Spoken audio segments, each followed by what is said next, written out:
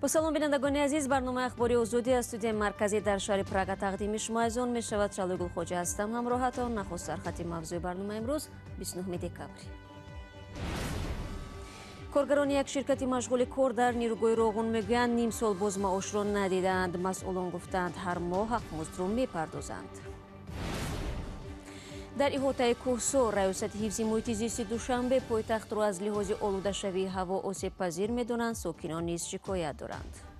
ناراحت است میکنیم. همین میخزیم هم از تازه میکنیم که با چنگ با همین اگه از 100-200 پس با چنگ همه خیل. زمان شهری که از سوی مسکو تامین میشد حالا به دهه کسنوگذر تبدیل شده است و روزگاری تیره ساکنان شهر شبه در قرقیزستان.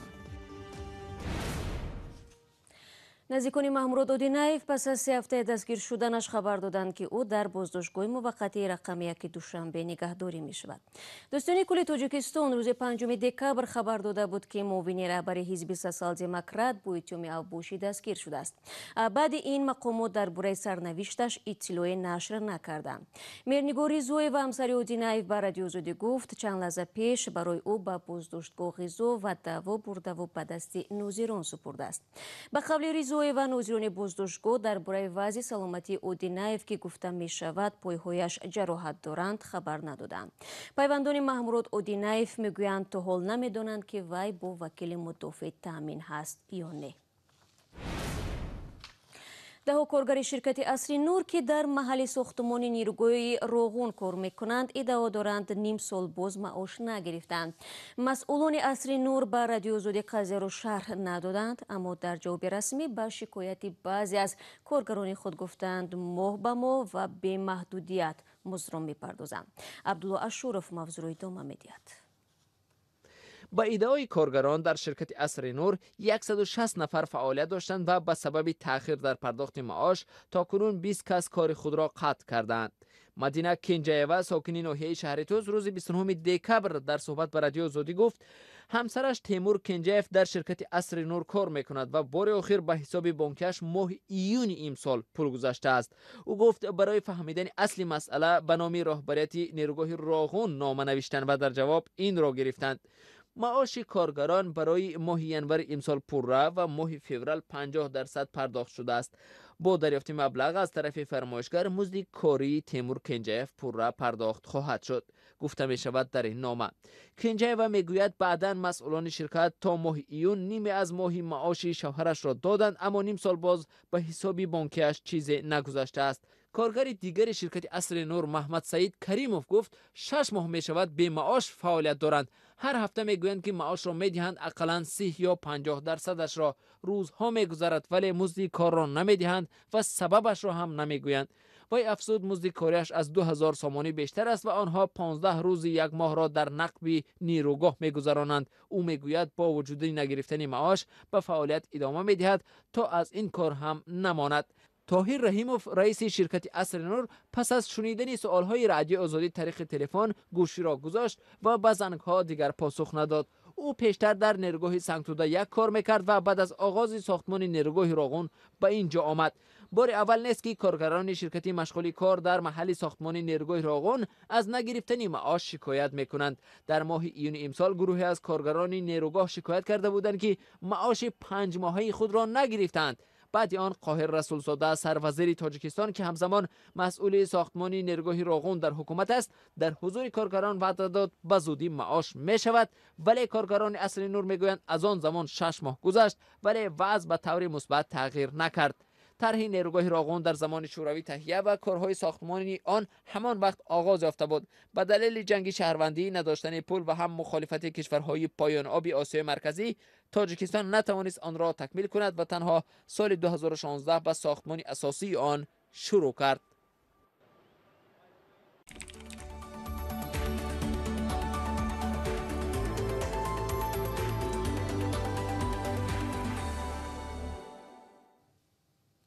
سازمان بین‌المللی گزارشگران بدون مرز میگوید در سال روان 50 روزنامه‌نگار به خاطر فعالیت‌های کسبیش جان داده است.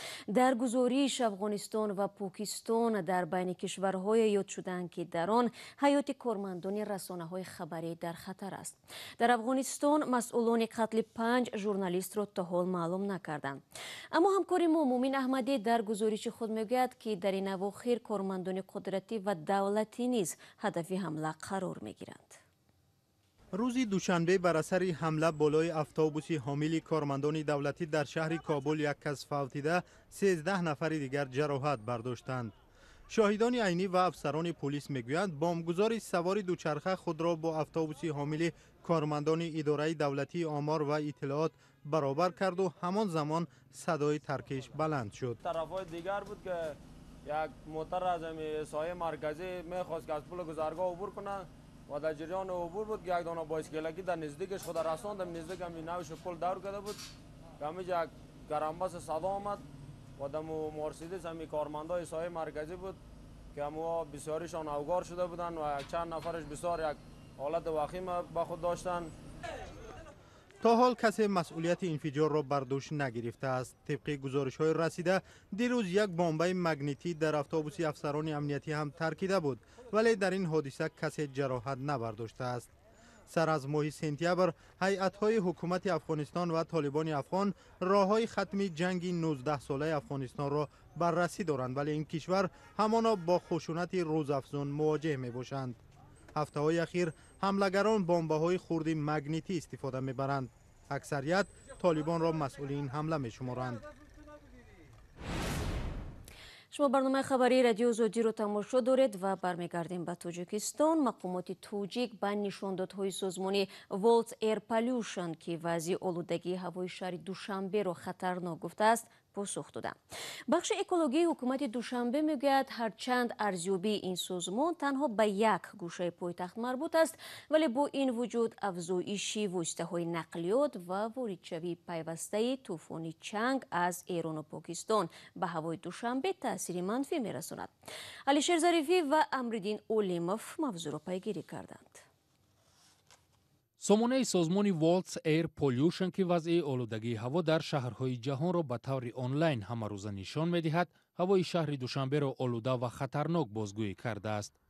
خلاصه های این سازمان بر اساس نشاندادهای دستگاه سنجش وضع آلودگی هوا که در سفارت آمریکا در تاجیکستان جایگیر است، برآورده شده است. مسئولان ریاست حفظ محیط زیست پایتخت این ارزیابی را مربوط تنها یک گوشه شهر دوشنبه گفتند، چون به قول آنها از روی نشاندادهای یک دستگاه نمی شود فضای عمومی شهر را بهاگذاری کرد. بگیم که ریلیف محلی شهر دوشنبه ناهموار است. برای همین مثلا گریم در یک نقطه مانده از اون ستانسیا بهادی کردن الکی خطا می شود. یعنی خطای پورا هم نشود ما کاملا درست بها داده نمیتوانیم. مثلا گریم اون یک ستانسیایی که در خود داخل سفارتخانه ایالات امریکا است در قسم قبط و نزدیکی های خود سفارتخانه تا سال اخیر و نمی سال جاری ساختمان راه و دیگر امارات بنا و انشاءات ها صورت گرفته ایستادند و از همین حساب نشان دهنده چنگ در همون تشخیصگاه خود سفارتخانه البته زیاد نشان میدهد. با این وجود مسئولان میگویند شهر دوشنبه با نظرداشت موقع جغرافیاش از لحاظ آلوده شوی هوا آسیب پذیر است. افزایش واسطه‌های نقلیات با منبع اساسی اخراج پرتاب‌ها به هوا تبدیل یافته است. سالانه واسطه‌های نقلیات در حدود پایتخت تاجیکستان 20,000 تن پرتاب به هوا اخراج می‌کنند که این نشان داد از پرتاب کارخانه‌های صنعتی حدود دوشنبه بیشتر بوده است. مرکز برق و گرمیدهی شهر دوشنبه، کارگاه‌های آهنگودازی کنار پایتخت و کارخانه استحصال سمنت از بزرگترین منبع‌های دائمی اخراج پرتاب به هوا گفته می‌شود. ساکنان اطراف این کارخانه ها در گذشته و امروز هم از دود و آلوده شوی حولی و منزلشان نگرانند.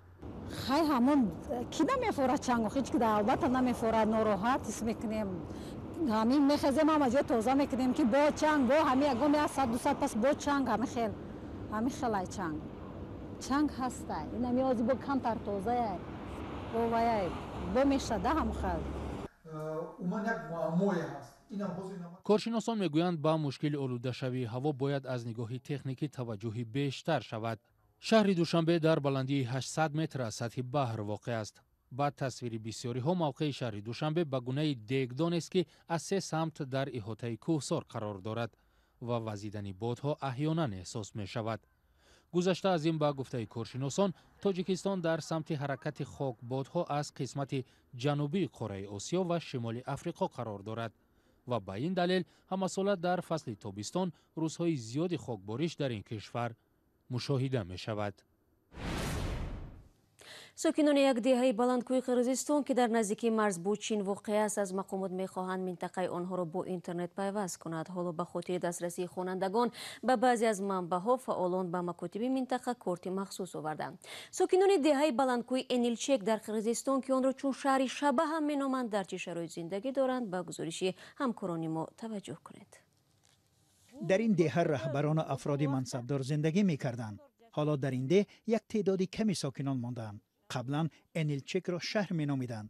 дар инҷо корхонаи зиёд фаъолият дошт ва кормандонро ҳам Москав бо маоши баланд таъмин мекард. замони шӯравӣ мо 3-4 мағозаи калон доштем ва ҳар завод барои худаш як универмаг дошт. дар инҷо металлҳои қиматбаҳо истеҳсол мекарданд. тақрибан 20 000 нафар кор мекарданд. зиндагӣ дар ҷӯш буд.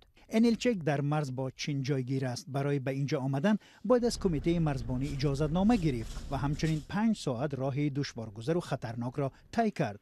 мусофирон дар ин роҳ аз банд мондан дар сардӣ метарсанд, зеро мошин метавонад дар роҳ аз кор бемонад. алоқа инҷо аслан нест. мавҷо хатти алоқа танҳо пас аз ворид шудан ба деҳа пайдо мешавад. алоқаи мобилӣ ва обро ҳамин чанд соли пеш пас аз ирсол шудани садҳо номаи шикоятӣ аз ҷониби сокинон ба деҳ оварданд. аммо сокинон аз интернет маҳруманд.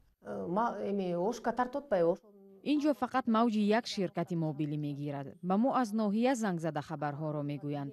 ҳар вақте ба маркази ноҳия рафтем, баъд вориди интернет мешавему ба номаҳо ҷавоб мегӯем. аз хабарҳои ҷаҳон тариқи телевизор огоҳ мешавем.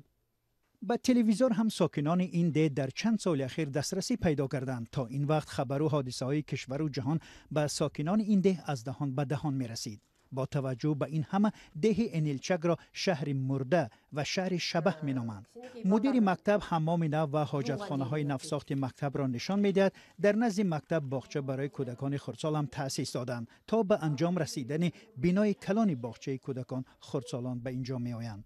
این همه با کمک پولی سازمان های غیر دولتی ساخته شده است. به پول دولت ساکنان انیلچک چندان امید ندارند. روزنامه‌نگارانی مثل شما میآیند همه چیزهای بد را ثبت کرده با نام شهر شبح نشر میکنند، ولی آیا ما شبح هستیم؟